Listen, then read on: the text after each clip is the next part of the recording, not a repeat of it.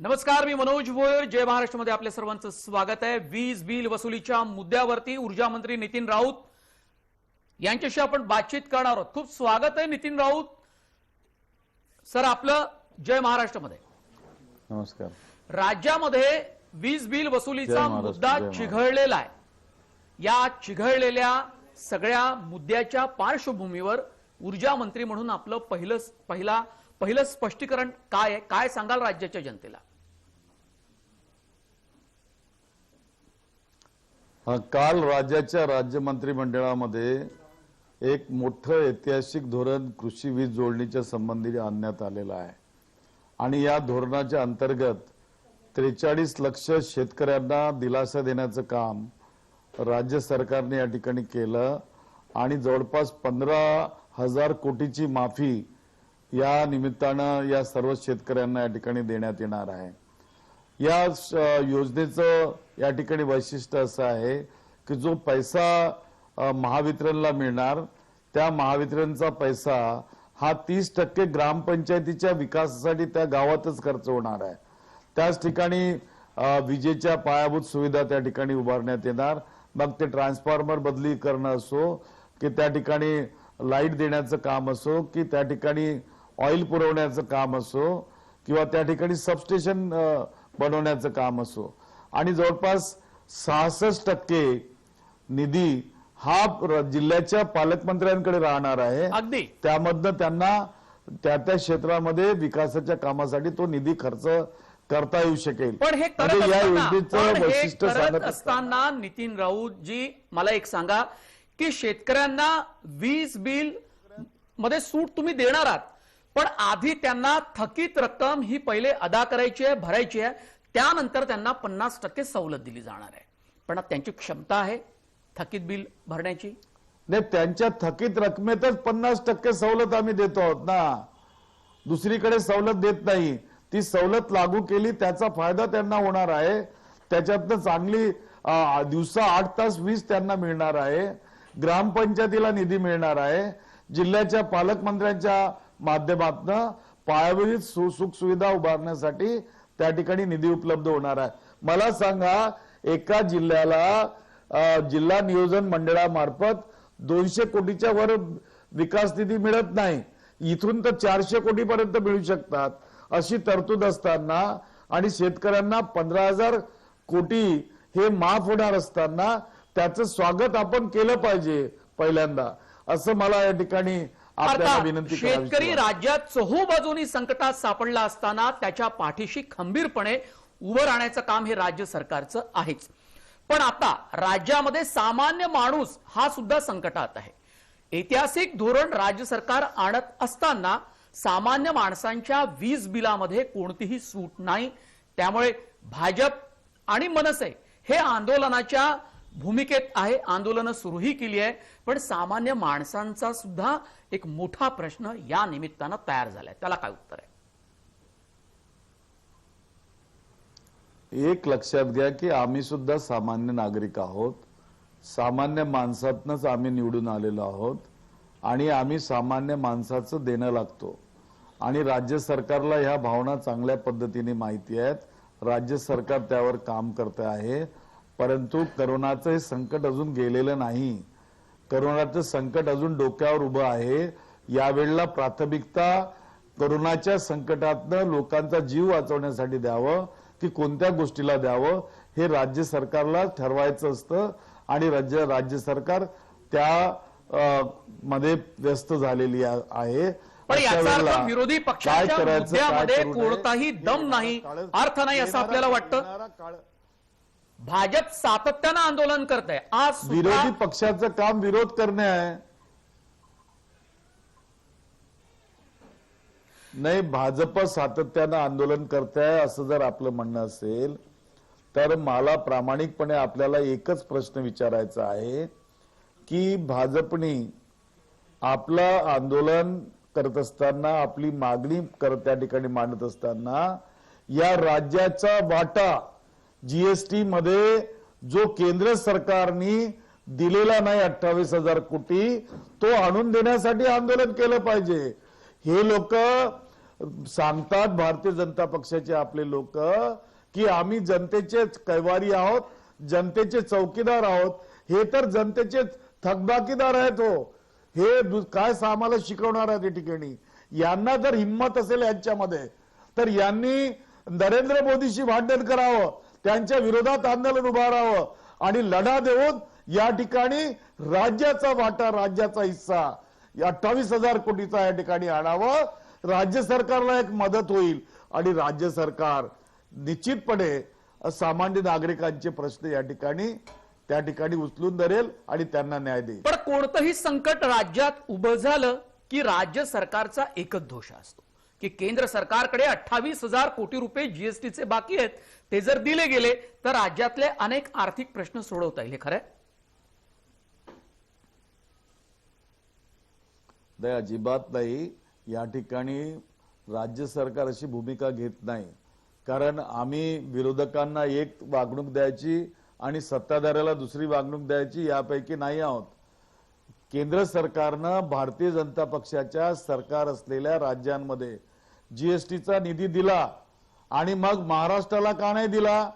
महाराष्ट्राला जर दिला असता तर महाराष्ट्राच्या तिजोरीमध्ये पैसे आले असते आणि ते सामान्य नागरिकांच्या प्रश्नांवर खर्च झाले असते. केवळ एवढाच प्रश्न आहे आणि त्यामुळं आमचं नम्रपणाने, आदरपूर्वक, सन्मानपूर्वक विरोधी पक्षाला विनंती आहे की त्यांनी लढा द्यायचा असेल तर केंद्राकडून आमच्या राज्याचा हिस्सा जो त्यांच्याकडे प्रलंबित आहे तो आणून देण्यासाठी आंदोलन करावं. या ठिकाणी केंद्राला तुम्ही 10,000 कोटींच्या अनुदानाची मागणी केली. ही मागणी तुम्ही कधी केली होती? त्याला काय प्रतिसाद मिळाला? खरं आहे. जेव्हा केंद्र सरकारने ऊर्जा विभागाच्या संबंधाने 90,000 कोटीची मदत करण्याचं या ठिकाणी घोषित केलं आणि त्यासाठी केंद्र सरकारच्या ऊर्जा मंत्र्यांनी व्हीसी सुद्धा या ठिकाणी घेतली होती. त्या व्हीसीत झालेल्या चर्चेच्या अनुषंगानं मी त्यांना त्या ठिकाणी विनंती केली की आपण 90,000 कोटीची मदत ऊर्जा विभागाला करायसाठीची घोषणा केलेली आहे. ही मदत ही कर्ज रूपाने आहे की मदत रूपाने आहे, अनुदानाच्या रूपाने आहे? तर ते म्हटले की तुम्हाला जे म्हणायचं असेल ते मांडा. तर मी त्यांना लिखित पत्र पाठवलं की तुम्ही आम्हाला 10,000 कोटी बिनव्याजी अनुदानाच्या रूपाने द्या, जेणेकरून आम्हाला आमच्या महावितरणची घडी या ठिकाणी दुरुस्त करण्यात येईल. त्यांनी माझं ते पत्र केराच्या टोपलीत टाकलं आणि त्याला अजिबात प्रतिसाद दिला नाही. याच्यावरून आपण एक गोष्ट लक्षात घ्या की 90,000 कोटी मधले 10,000 कोटी मी मागितले, त्याचं व्याज त्यांनी लावलं 10.11% आणि त्यांच्याच राष्ट्रीयकृत बँका ज्या आहेत त्यांचं व्याजाचा दर हा 6 किंवा 7% आहे. असं असताना आता सावकारी या ठिकाणी केंद्र सरकार करते आहे की राज्य सरकार करते हेच जनता या ठिकाणची ठरवेल. माझा प्रश्न आहे की केंद्र सरकार ही भारतीय जनता पक्षाची सरकार आहे. विरोधी पक्षांनी त्यांना म्हटलं पाहिजे की आम्हाला अनुदान सुद्धा द्या आणि बिनव्याजी द्या. मी दुसऱ्या दिवशी नाही या ठिकाणी सामान्य जनतेला त्या दिलासा दिला तर माझं नाव डॉक्टर नितीन राऊत नाही. सवलतीसाठी राज्य सरकारचे 8 प्रस्ताव होते, ते मागे आले. काय कारण त्याचं नेमकं? आता सवलत देत असताना वित्त विभाग नेहमी काही नाही काही प्रश्न त्या ठिकाणी उपस्थित करतो.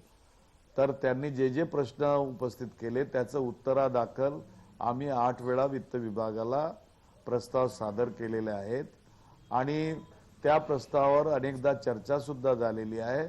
सर्वांचं मत या ठिकाणी सामान्य जनतेला दिलासा देण्याचं असताना राज्य सरकारची आर्थिक स्थिती सुद्धा लक्षात घेतली पाहिजे.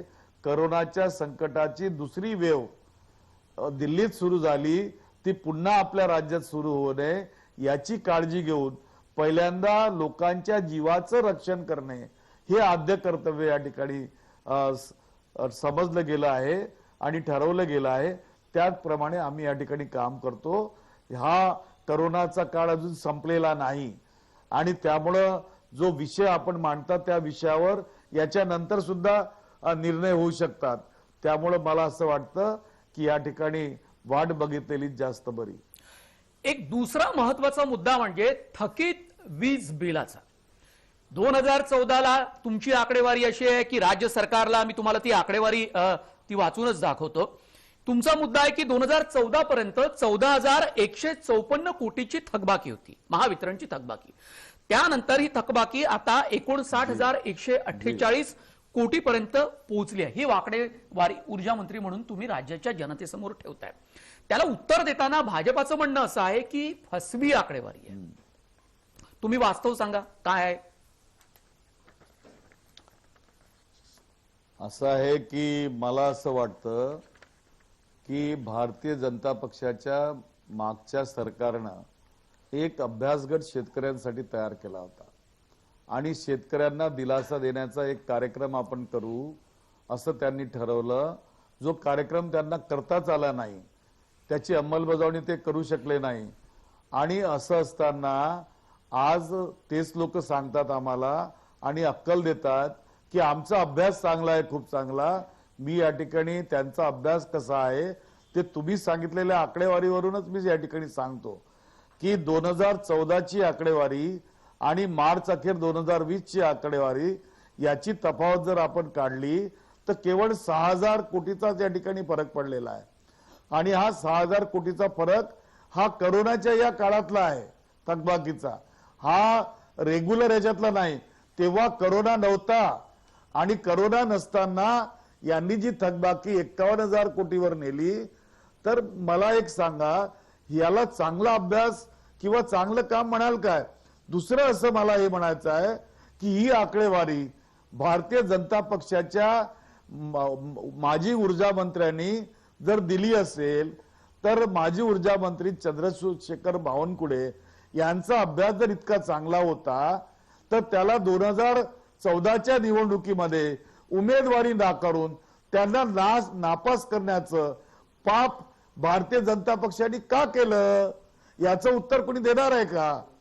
आणि जर त्याचं उत्तर जर पास म्हणून असेल तर मग त्यांची उमेदवारी का नाकारली आणि आज म्हणता की त्यांचा अभ्यास दांडगा आहे, तर मी असं कसं समजावं?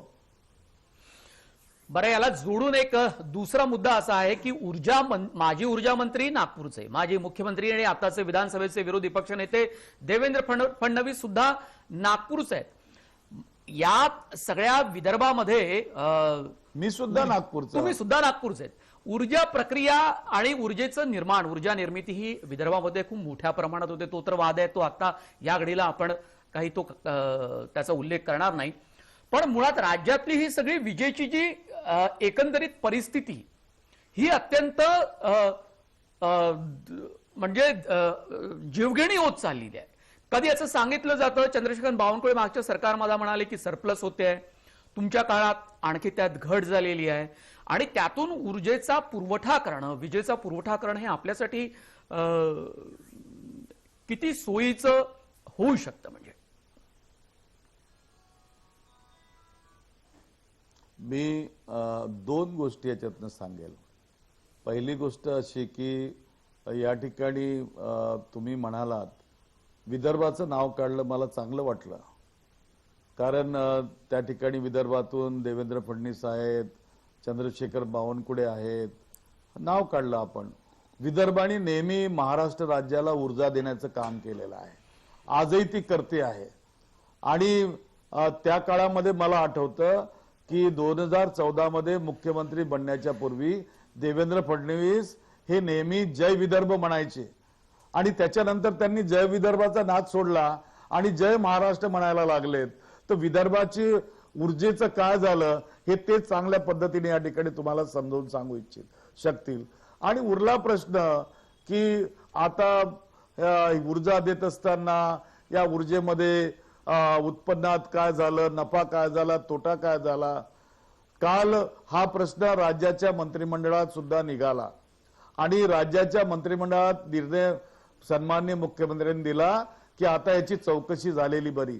आणि तुम्ही चांगलं म्हटलं या ठिकाणी की ऊर्जा मंत्री हे असं सांगत आहेत आणि ते नापास ऊर्जा मंत्री देवेंद्र फडणवीसांच्या मुळे, कारण त्यांनी तिकीटच दिली नाही तर पास झाले असते ते बिचारे. आणि एका चांगल्या समाजाचं नेतृत्व करतात. ते तेली समाजाचं नेतृत्व करतात. तेली समाज पूर्णपणे पास झाला असता, परंतु भारतीय जनता पक्षाने त्यांना नापास ठरवलं. तर अशा वेळेला त्याचा चौकशी होणं अत्यंत गरजेचं आहे. चौकशी समिती आम्ही नेमू. दूध का दूध, पाणी का पाणी आपको दिखने को मिल जाए. या चौकशी समितीवर मी बोलणार आहे, पण एका समितीचा अहवाल आपल्या हातात आल्याने आपला जो दावा होता राज्य सरकारचा की मुंबईमध्ये आणि बाकी ठिकाणी जीबत्ती गुल झाली होती, त्यात घातपाताचा आरोप आपण केला होता, तो दावा होता आपला, पण तो आपणच नेमलेल्या समितीनं फेटाळला अशी माहिती आहे. नेमका काय अहवाल आहे सांगू शकाल? मला धन्यवाद द्यावेसे वाटतात आपल्याला की आपण खूप चांगले व्यक्तिमत्वाचे धनी आहात आणि राज्य सरकारने जी समिती नेमली होती त्या समितीनं चौकशीचा अहवाल राज्याच्या मंत्र्यांकडे न देता आपल्याकडे दिला. म्हणजे आपलं व्यक्तिमत्व त्यांनी वाढवलेलं आहे. आणि तो जर आपल्याकडे आला असेल, कृपया आपण माझ्याकडे पाठवा. मी राज्य मंत्रिमंडळाला सांगितलं आहे की मी आपल्या पुढे तो अहवाल सादर करणार म्हणून. तर मला तो आपण पाठवलेला जास्त बरा होईल.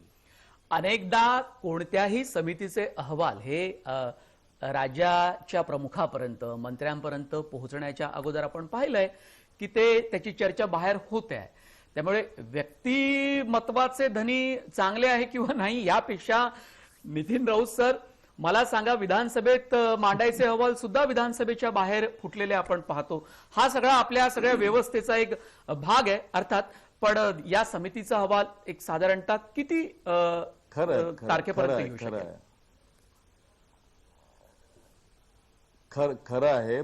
कसं आहे की मी राज्य मंत्रिमंडळामध्ये ही बाब मान्य केली की ज्या वेळेला राज्य चौकशी समितीचा अहवाल येईल आणि केंद्रीय वीज आयोगाचा या वीज व्यवस्थापनाचा या ठिकाणी म्हणजे सीईए अथॉरिटी ज्यांना म्हणतो त्यांचा अहवाल आमच्याकडे येईल, तर संयुक्त अहवाल आम्ही राज्य मंत्रिमंडळापुढे सादर करू आणि त्याचा एटीआर सुद्धा ऍक्शन टेकन रिपोर्ट त्यासोबत सादर केली जाईल. हे आम्ही त्या ठिकाणी शब्द दिलेला आहे. माझ्याकडे अहवाल प्राप्त झाल्यानंतर लगेच येणाऱ्या पुढच्या कॅबिनेटमध्ये तो आणला जाईल. तुम्ही चौकशीचा मुद्दा काढला होता मग आता या म्हणजे फडणवीस सरकारच्या काळामध्ये ऊर्जा मंत्रालय, ऊर्जा खातं हे कसं चालत होतं, त्यांनी किती थकीत वीज बिल ठेवली होती, कुणाकुणाच्या संदर्भात काय निर्णय घेतले होते, या संदर्भातली ही चौकशी असेल. आता चौकशी समिती नेमल्यानंतर त्यांचा अजेंडा जो आहे तो आम्ही ठरवू की त्यांनी काय अजेंड्यावर काम केलं पाहिजे. परंतु कंपनी, कारण ह्या कंपन्या आहेत, ह्या कंपन्या किती प्रॉफिटमध्ये आल्या, किती नुकसानीत आल्या, किती चोऱ्या झाल्या, किती कोळसा विकला गेला, किती कोळसा खर्च केला गेला, या सगळ्यांची त्या चौकशी म्हटली तर त्याचे सगळे धागेदोरे सगळे तपासावे लागतात. पण विरोधी पक्ष या मुद्द्यावर आंदोलन करतोय म्हणून तुम्ही चौकशी करताय का, असाही आरोप होईल. नाही, विरोधी पक्षाचं काम आंदोलन करणं आहे, कारण आम्ही सुद्धा विरोधात होतो तर आंदोलन करत होतो. परंतु आम्ही असा खोटा नाटा प्रचार त्या ठिकाणी कधी करत नव्हतो. योग्य तेच या ठिकाणी मांडत आलो. मला आजही आपल्या माध्यमातून विरोधी पक्ष नेत्यांचा मी सन्मान या ठिकाणी करतो. त्यांना विनंती आहे की त्यांना जर आंदोलनच करायचे आहे तर त्यांनी केंद्र सरकारच्या विरुद्ध करावं. कारण राज्याचा 28,000 कोटीचा निधी हा जीएसटीचा हक्काचा अधिकाराचा निधी हा केंद्र सरकारकडे अजूनही आहे. अरे तो निधी इथे या ठिकाणी जर मिळाला तर राज्याच्या जनतेला दिलासा मोठा दिला जाऊ शकेल. आणि त्यामुळं आंदोलन करायचं असेल तर त्यासाठी त्यांनी करावं, ही विनंती आहे आपल्या माध्यमातून. बरं, आता भाजपचा असा आरोप होता की बावनकुळेंचाच आरोप होता माजी ऊर्जा राज्यमंत्र्यांचा की परिवहन विभागाला एका मिनिटामध्ये हजारो कोटी रुपये मिळतात, मग ऊर्जा विभागाला का मिळत नाही?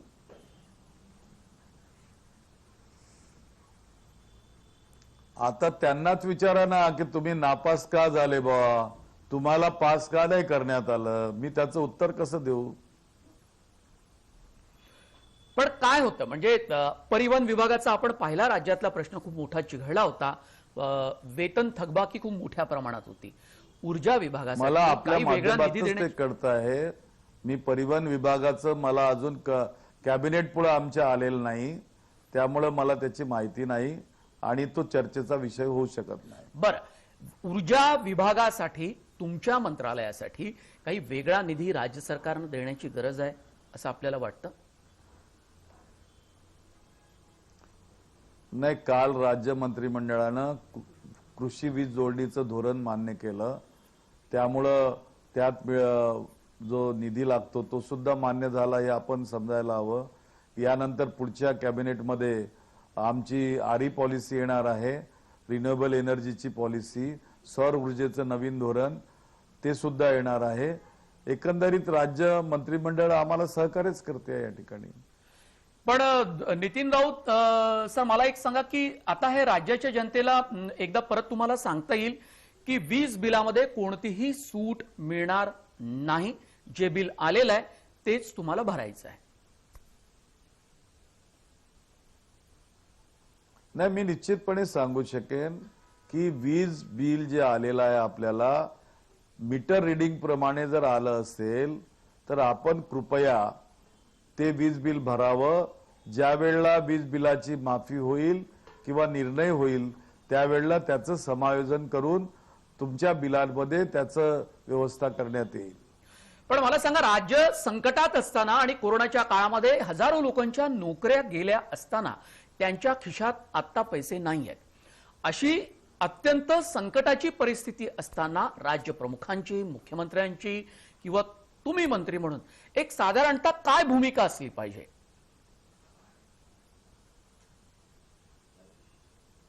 जेव्हा देशाच्या पंतप्रधानांची जी भूमिका असेल की देश कोरोनाच्या संकटात असताना एखाद्या राज्याला स्थापत्य वागणूक या ठिकाणी द्यायचं आणि त्यांना मदत करायची नाही, जर ही भूमिका देशाचा चौकीदार या ठिकाणी जो स्वतःला समजतो तो जर या ठिकाणी मांडत असेल तर मग तुम्ही अपेक्षा कशी करता आमच्याकडनं? या देशामध्ये लॉकडाऊन कुणामुळे आलं, कुणामुळे करोना आला? 12 फेब्रुवारीला राहुल गांधी आमचे जे नेते आहेत त्यांनी या देशात सांगितलं होतं की एक मोठं संकट देशामध्ये येणार आहे आणि ते संकट रोगाच्या रूपाने येणार आहे, केंद्राने सावध झालं पाहिजे. त्या लोकांनी वेड्यात काढलं, आमच्या नेत्याला टीका केली. आज तेच नेते कोरोना पॉझिटिव्ह होऊन हॉस्पिटलमध्ये त्या ठिकाणी दुरुस्त व्हायला गेलेले आहेत.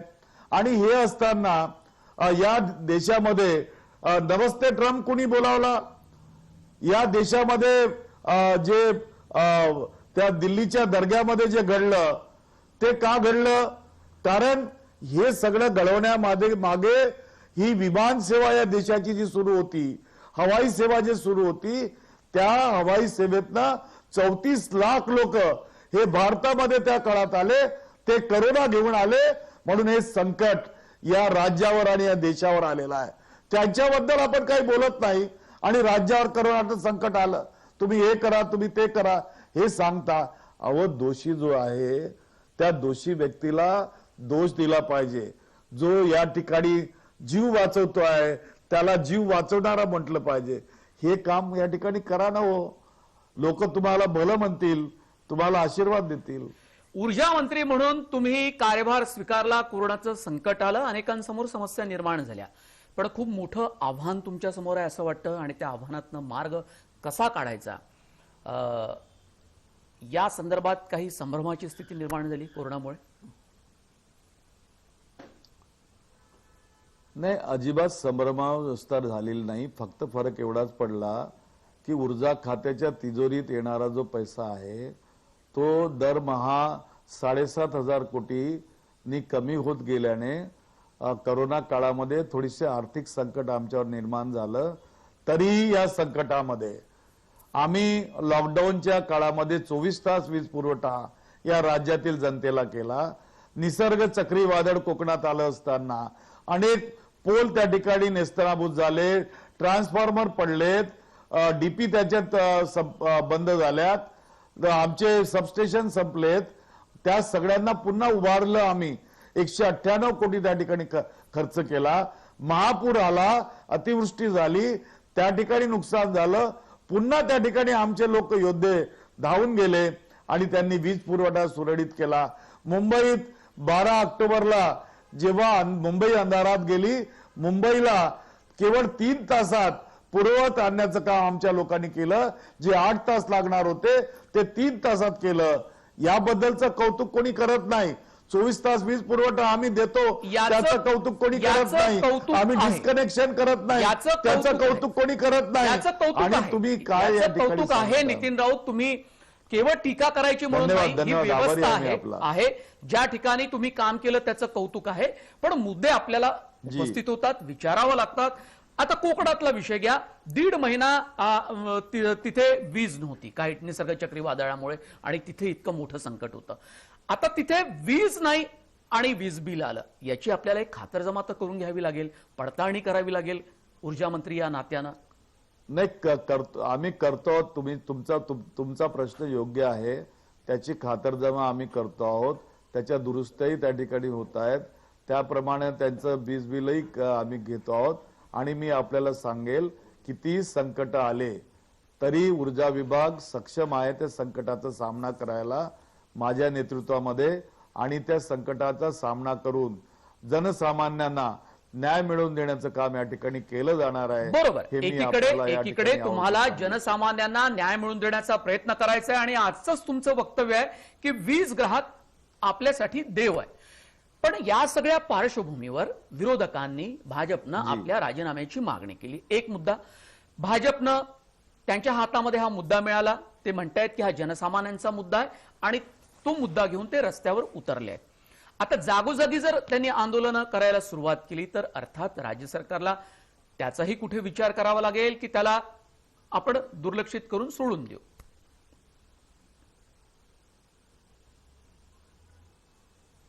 एक लक्षात घ्या, विरोधी पक्षाचं काम हे त्यांनी करायलाच पाहिजे.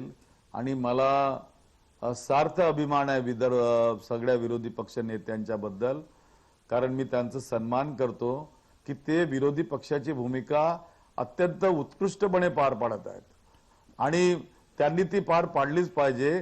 कारण हे म्हणतात निंदकाचे घर असावे शेजारी असं म्हटलं जातं. तर विरोधी पक्ष जी भूमिका या ठिकाणी स्वीकारली आहे त्यांनी पार पाडली पाहिजे. आमचे डोळे जर बंद असतील तर उघडे किमान होतील, तर त्याच्यातून न्याय देण्याचा प्रयत्न होईल. परंतु न्याय देत असताना त्या न्याय व्यवस्थेमध्ये सहभागी होणं हे सुद्धा त्यांचं कर्तव्य आहे. म्हणून आपल्या माध्यमातून मला त्यांना विनंती करावीशी वाटते की त्यांनी आंदोलन जर करायचं असेल आणि ते जनतेचे कैवारी जर स्वतःला समजतात तर जनतेचा कैवार दाखवण्यासाठी किमान त्यांनी नरेंद्र मोदींच्या विरोधात आंदोलन करावं आणि जीएसटीचे 28,000 कोटी राज्याला मिळवून द्यावे, ही विनंती आपल्या माध्यमातून ही पुन्हा एकदा विनंती केलीच आहे. तुम्ही मला एक सांगा, महाविकास आघाडीचं सरकार चालवताना 3 पक्ष त्यात आहेत. कोणता महत्वाचा निर्णय घ्यायचा असेल किंवा तुम्हाला कुठली एक वेगळी भूमिका घ्यायची असेल तर काँग्रेसचे नेते म्हणून तुम्हाला आणि आता मंत्री म्हणून तुम्हाला त्रास होतो किंवा तुम्हाला तुमची भूमिका ही सर्वमान्य होत नाही, असे काही अनुभव आलेले आहेत? समन्वय असतो पुरेसा? अजिबात नाही. मला असं कोणताही या ठिकाणी अनुभव आलेला नाही.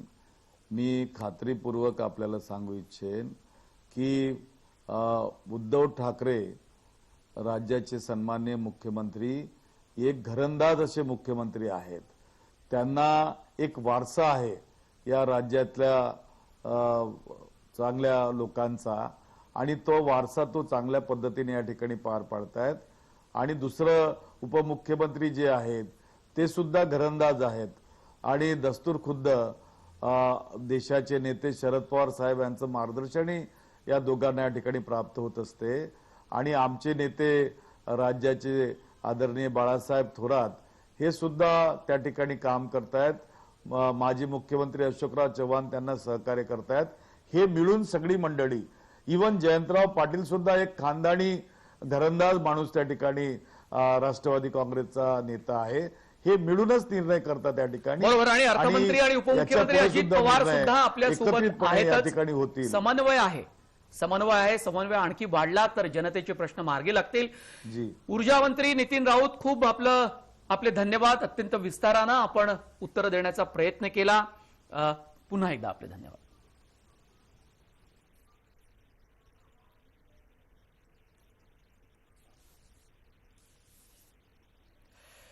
वेळ झाली या मुलाखतीमध्ये इथेच थांबण्याची. आपण ताज्या बातम्यांसाठी पाहत रहा फक्त जय महाराष्ट्र.